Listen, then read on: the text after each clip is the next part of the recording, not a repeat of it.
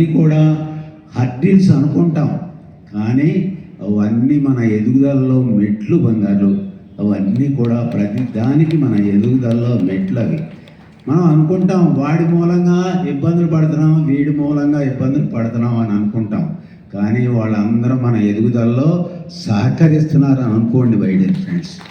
అంతేగాని వాడు అలా ఉండాలా, వీడు ఎలా ఉండాలా అనే హక్కు మనకు లేదు మై డియర్ ఫ్రెండ్స్.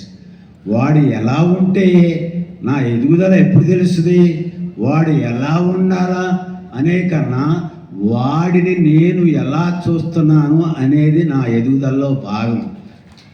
ఎంత దైవత్వమే, ఎటు చూసినా దైవత్వమే, కానీ నా ఎదుగుదల ఎలా నన్ను నేను తెలుసుకోవటం అంటే వాడిని నేను ఎలా చూస్తున్నాను, అక్కడ దైవత్వం ఉందా లేదా, అక్కడ లోపం కనపడతా ఉంటే నాలో లోపం ఉన్నట్టే లెక్క.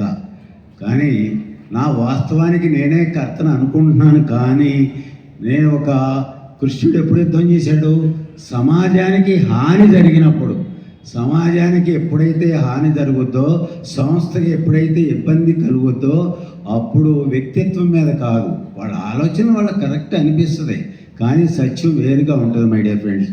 మరి ఇంత అద్భుతమైన అవకాశం ఇవ్వటం మూలంగా ఇక్కడ నేను మాట్లాడటం అంటే చాలా అదృష్టంగా ఫీల్ అవుతూ ఉన్నాను మై డియర్ ఫ్రెండ్స్. అందరూ కూడా మరి అన్నదాన